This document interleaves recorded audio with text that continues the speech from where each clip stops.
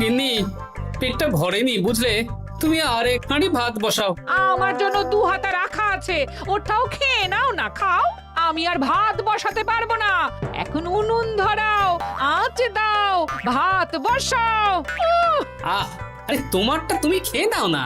তুমি তো জানো আমার এইটুকু খাবারে পোষায় না। তারপর তুমি আজকে ওই ওলের ঝোলটা যা বানিয়েছিলে না, আহা। খাই খাই খাই খাই করে আমার জীবনটাও খেয়ে ফেললে গো। আরে বাবা, ভগবান এই পেট দিয়েছে কিসের জন্যে?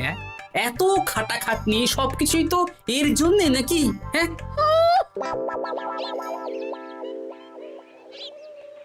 দাদু, অনেকদিন ভূতের গল্প শুনিনি, আজকে আমরা ভূতের গল্প শুনবো। বেশ, শোন তাহলে। আমাদের রাজ্যে আজ থেকে বেশ অনেক বছর আগে একটা খুব পেটুক লোক থাকতো। তোমার মতন পেটুক?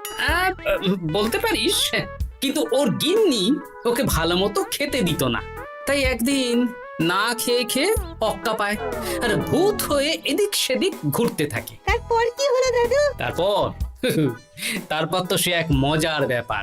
ভূতকে ওর গিন্নি চোখে দেখতে পেত না, তাই সেই পেটুক ভূত কিছুদিন পর থেকে গিন্নির উপর হুজ্জুতি শুরু করলো। কিরকম হুজ্জুতি দাদু?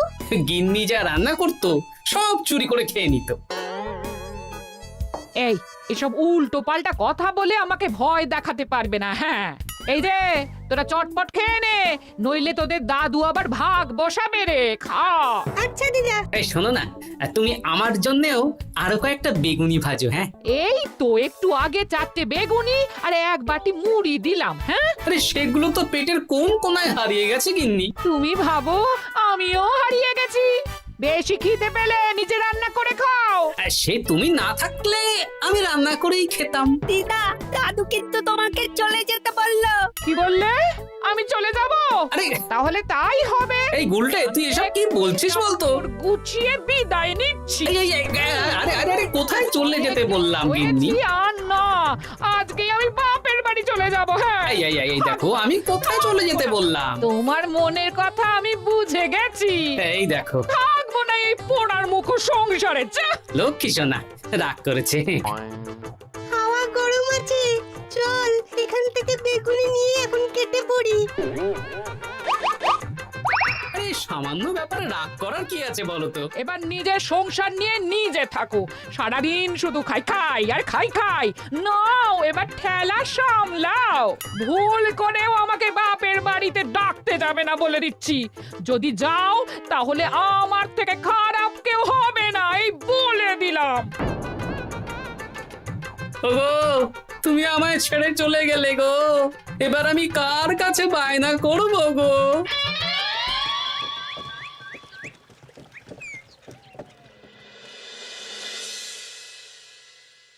কিরে, তুই একা একা? জামাই কোথায়? তোমাদের জামাইকে ছেড়ে চলে এসেছি। এ মা, তুমি কি থাকতে দেবে না আমি চলে যাব? এসব আবার কি কথা বলছিস তুই? হ্যাঁ, এ তো তোরও বাড়ি। আমাদের ভাত ডাল জুটলে তোরও জুটবে। কি হয়েছে রে দিদি? দিন রাত খেটে খেটে কয়লার মতো পুড়ে যাচ্ছি, আর ওনার বায়না শেষ নেই। সারাদিন শুধু খাই খাই আর খাই খাই। এবার বুঝবে জামাই বাবু। হ্যাঁ, নিজে হাত পুড়িয়ে রান্না করার ঠেলা।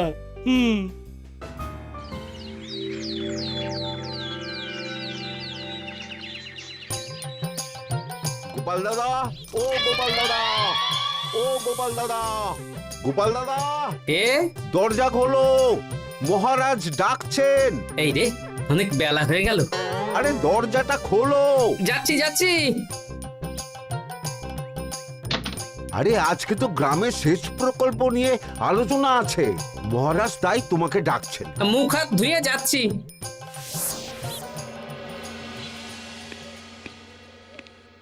দেখুন মহারাজ, দেখুন, এত বেলায় গোপাল এলো, তাও নিজে আসেনি, ডেকে নিয়ে আসতে হলো। সত্যি গোপাল, আজকে এত জরুরি একটা আলোচনা সভা, কোথায় তুমি তাড়াতাড়ি আসবে? তা না করে গোপাল বাড়াবাড়ি করে ফেললো। গোপাল, এই আমি শেষবারের মতন বলে দিচ্ছি, ফের যদি এরকম রাজসভায় দেরি করে আসতে দেখি তাহলে কিন্তু কড়া ব্যবস্থা নেব। আসলে মহারাজ, আমার গিন্নি গতকাল রাগ করে বাপের বাড়ি চলে গেছে, তাই। বেশ হয়েছে। আচ্ছা, যে জন্য আজকের আলোচনা সভা ডাকা হয়েছে সেটা হলো আমাদের রাজ্যের দক্ষিণে একটা সেচের জন্য পুকুর খনন করা হচ্ছে। এ তো খুব ভালো কথা মহারাজ। দক্ষিণের চাষি ভাইরা অনেক দিন ধরে জলের সমস্যায় ভুগছিল, এবার একটা সুরাহা হবে। কিন্তু এটার জন্য তোমাদের বেতন কয়েক মাস কম পাবে তোমরা। একে কেন মহারাজ? তোমার তো এখন একজনের সংসার গোপাল, তোমার আবার চিন্তা কিসে? তাহলেও সেচের জন্য পুকুর খোঁড়া হবে, তার সাথে আমাদের বেতনের কি সম্পর্ক? কারণ ভাড়ারের অবস্থা খুব একটা ভালো নয়, তাই আগামী 3 মাস তোমাদের বেতন 5 মোহর করে কম দেওয়া হবে। হ্যাঁ? হ্যাঁ নয় হ্যাঁ। আর ওই 3 মাসের কেটে নেওয়া বেতন চতুর্থ মাসের বেতনের সঙ্গে যোগ করে দেওয়া হবে।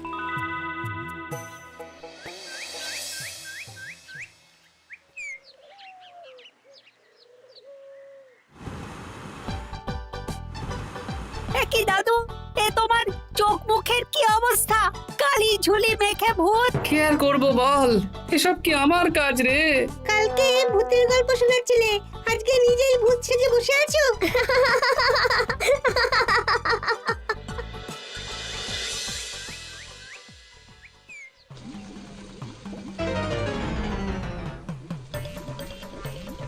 এই রে, ভাতগুলো পুড়ে গেছে। দূর দূর দূর, এভাবে হয় নাকি? না, এবার থেকে ভোজনালয় থেকেই খাবার খেতে হবে। একার জন্য কে আবার রান্না করে? দূর দূর। কি গোপাল দাদা, তুমিও আমার মতন ভোজনালয়ে খাচ্ছ? আমার না হয় বাড়িতে রান্না করার কেউ নেই। আমারও নেই, যে ছিল সে ছেড়ে চলে গেছে। ভাই, আর একটু ভাত দেবে? গোপাল দাদা, ভাত আর হবে না গো, আরো কয়েকজন দৈনিক খদ্দের আসবে, তাদের জন্য রেখে দিয়েছি। তাহলে কি আর করা যাবে? একটু একটু ওই তরকারি একটা শাল পাতায় মুড়ে দে, বাড়িতে গিয়ে মুড়ি দিয়ে খাবো। আচ্ছা, তা দিচ্ছি। তুমি খাওয়া হয়ে গেলে হাত মুখ ধুয়ে নাও। আচ্ছা গোপাল দাদা, গিন্নিমা চলিয়ে গেল কেন? সে তোর গিন্নিমাকে গিয়ে জিজ্ঞেস কর। সেটা জিজ্ঞেস করতেই হবে, তোমার মতো একটা ভালো মানুষকে ছেড়ে চলিয়ে গেছে।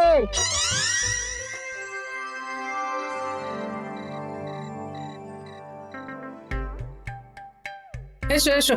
এই নাও ধরো, পুঁটির মা তোমার জন্য কটা রুটি আর তরকারি পাঠালো। শুনলাম তুমি বাইরে ভোজনালয় খাচ্ছ।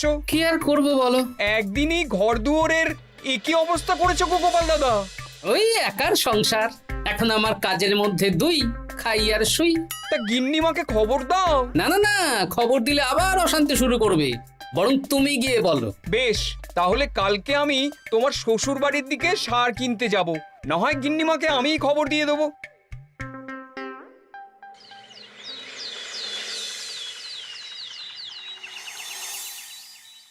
বাড়ি ঘর অগোছালো, তাতে আমি কি করতে পারি? এখন আমি আর ওই বাড়িতে থাকি না। হ্যাঁ, শুধু তাই না, গোপাল দাদা বাইরে ভোজনালয়ে তেল মশলা দেওয়া উল্টো পাল্টা খাবার খাচ্ছে গো। থাক, আমাকে এসব কথা শোনাতে আসবে না পুটির বাবা। আমার খাটতে খাটতে জীবনটা কয়লা হয়ে গেছে, কয়লা। ওনার বায়নার শেষ নেই। হ্যাঁ, বুঝলে গোপাল দাদা, আমি গিন্নিমাকে অনেক করে বোঝালাম, কিন্তু কিছুতেই কোনো কথা শুনলো না। বেশ, শুনতে হবে না। এরকম বললে হয় নাকি? চারিদিকে ঘর দুয়ার অগোছালো, খাবারের থালা বাসন এদিক ওদিক ছড়িয়ে ছিটিয়ে আছে। ওরে বাবারে, ইঁদুরেও আস্তানা করেছে। যা হচ্ছে হোক।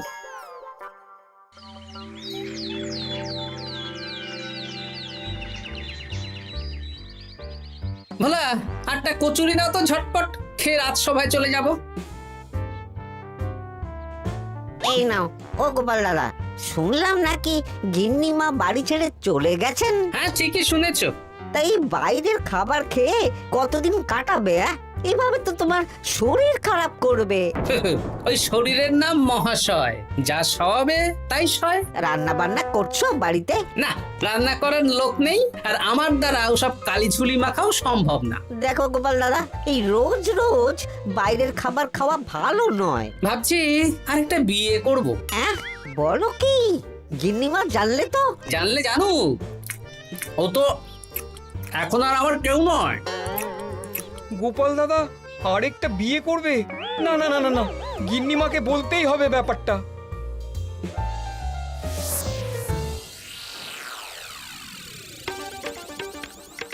গিন্নিমা তুমি আবার এসেছো পুটির বাবা। সর্বনাশ হয়ে গেছে। আবার কি সর্বনাশ? হ্যাঁ, বাড়ির চারিদিকে অগোছালো, ইঁদুর মশা মাছি ঘুরে বেড়াচ্ছে। আমি আর ওই বাড়িতে যাব না। গোপাল দাদাও সেই ব্যবস্থাই পাকাপাকি করতে চলেছে, আরেকটা বিয়ে করবে। কি বললে? জল জ্যান্ত বউ থাকতে আরেকটা বিয়ে? হ্যাঁ, আমি আজকেই যাব। ওর একদিন কি আমার একদিন? হ্যাঁ, আমি আজকেই যাব। এই দিদি, এক মুহূর্তে এরকম বদলে গেলি কেন? আবার আবার তো জামাইবাবু তোকে কাটাবে। তা বলে তোর জামাই বাবুটাই অন্য কারোর হয়ে যাবে? হ্যাঁ, আমি বেঁচে থাকতে আমি হতে দেব না। তাহলে দিদি আমিও যাব। ওই জামাইবাবু অতিরিক্ত খায়, জামাইবাবুর খাওয়া বন্ধ করতে হবে, বুঝলি? ঠিক আছে, চল তাহলে চল। ঠিক আছে, চলুন তাহলে। হ্যাঁ হ্যাঁ, তাই চলো। বুঝলি দিদি, আমার মাথায় একটা মতলব এসেছে। হ্যাঁ। কি মতলব শুনি?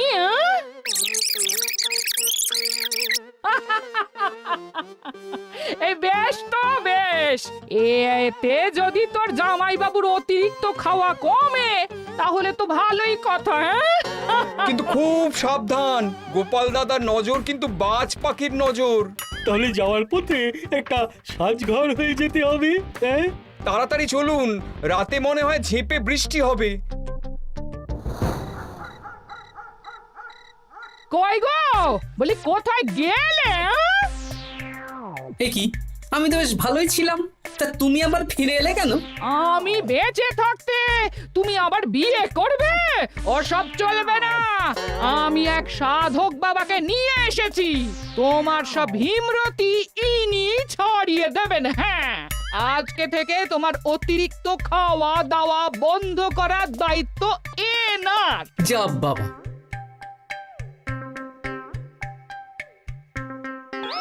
কি করেছো গো? হ্যাঁ, ঘর দুয়ার তো পুরো শ্মশান হয়ে গেছে গো। এখন আবার তোমার ঘর তুমি পরিষ্কার করো। সে করছি, তুমি যাও বাজার করে নিয়ে এসো। ভোলার দোকান থেকে বেশি করে ছানা আনবে, আর রাতে ছানার বড়া করে তরকারি বানাবো। হ্যাঁ, আহা, কতদিন খাইনি, এক্ষুনি যাচ্ছি। উহ, তাড়াতাড়ি যাও, তাড়াতাড়ি যাও। মেঘ ডাকছে, রাতে বৃষ্টি হবে। আমি এই ঘর গুছিয়ে রান্না বসাচ্ছি গো। বলো কি গোপাল দাদা, গিন্নিমা ফিরে এসেছেন? হ্যাঁ, সকালে তোমার দোকানে বলেছিলাম না বিয়ে করব, সেটা নিশ্চয়ই কেউ শুনে গিন্নির কানে দিয়েছে। ব্যাস, ঘরের বউ ঘরে চলে এলো।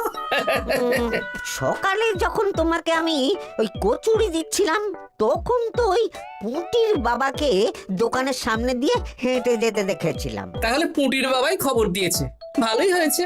যাই হোক, আমাকে ওই 500 গ্রাম মতো ছানা দাও তো, গিন্নি ছানার বড়া দিয়ে তরকারি করবে। ভালো তো, ভালো তো, তোমরা ওই কর্তা গিন্নি একসাথে খাবে। আবার কোন সাধককে নিয়ে এসেছে যে আবার খাবার খাওয়া নিয়ন্ত্রণ করবে? দেখো কি করে তোমাকে সামলায়। এই নাও।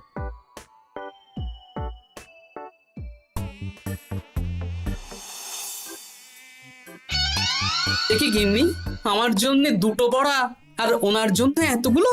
বেশি খেলে তোমার চেহারা ঠিক হবে না বৎস, তোমাকে রোগা হতে হবে, তাই কম খেতে হবে, বুঝলে? ঠিক আছে, আপনাকে আমি মজা দেখাচ্ছি। অগত্যা গিন্নির হাতের খাবার খাচ্ছি, এই আমার 14 পুরুষের ভাগ্য ভালো।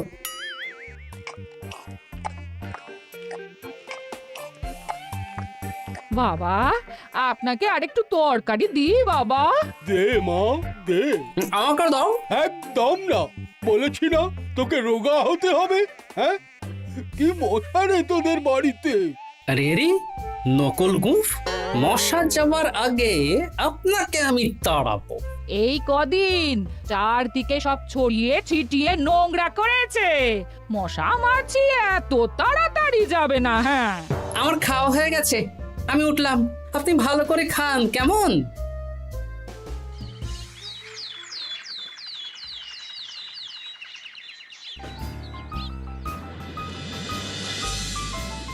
বিজ্ঞানী, আরে গোপাল যে, কি ব্যাপার? একটা সাহায্য চাই বিজ্ঞানী। বলো বলো, আমি কি করতে পারি? কয়েক টুকরো বরফ বানিয়ে দিতে পারবে? তা পারবো, কিন্তু এখন হবে না। তুমি বরং সন্ধেবেলার পর নিয়ে যেও, কেমন? খুব উপকার করলে বিজ্ঞানী। আমি ওটা বিশেষ মোড়কে তোমায় দেব, যাতে গলে না যায়। ধন্যবাদ বিজ্ঞানী। এখন তাহলে আসি।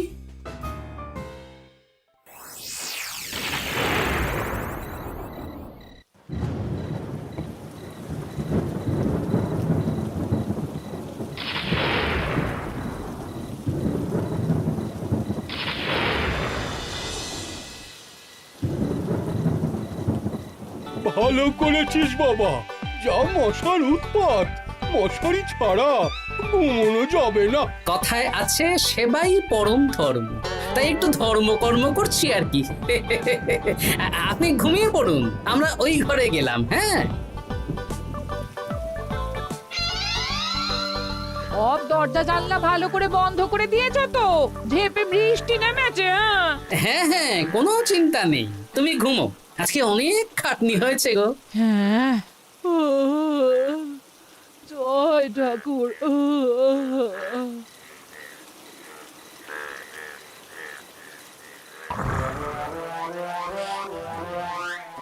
এই তো গিন্নিও ঘুমিয়েছে, এবার আসল কাজ শুরু হবে।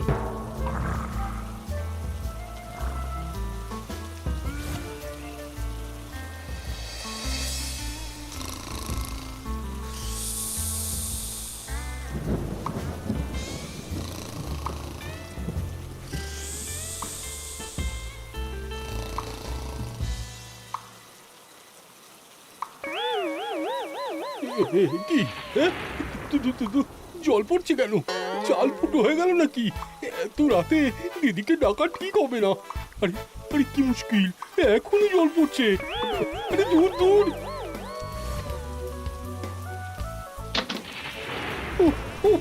বাপরে বাপ।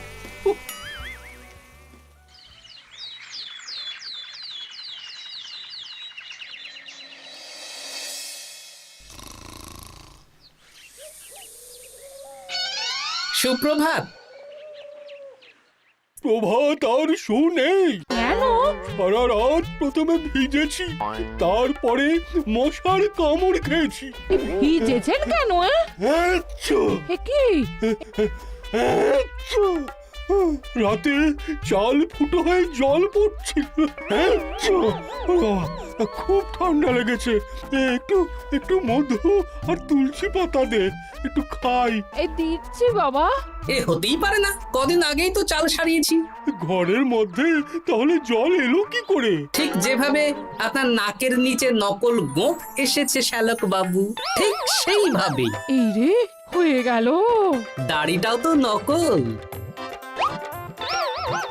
না মানে আমি বুঝিয়ে বলছি গোপাল, তুমি তো একটু বেশি করে খাও, তাই আমি ভেবেছিলাম ওই তোমার যাতে খাওয়াটা একটু কমে, তাহলে আমার দিদির খাটনিটা একটু কমবে। খাটনি কমাতে তো আপনি আসেননি, উল্টে আপনি নিজে ছলে বলে খাচ্ছিলেন। অতিথি হিসেবে এলে নিশ্চয়ই খাওয়াতাম, কিন্তু এটা আপনি ঠিক করেননি। ওগো, ও তো আমার ভালোর জন্যই করেছে। তুমি আমার বিবাহিত স্ত্রী, ও এখন তৃতীয় ব্যক্তি, তুমি ওর কথা কেন শুনবে? হ্যাঁ, প্রথমে বাচ্চাগুলো মস্করা করলো, সেই শুনে তুমি চলে গেলে। হ্যাঁ, ওরা তৃতীয় ব্যক্তি, ওদের কথায় কান দিলে।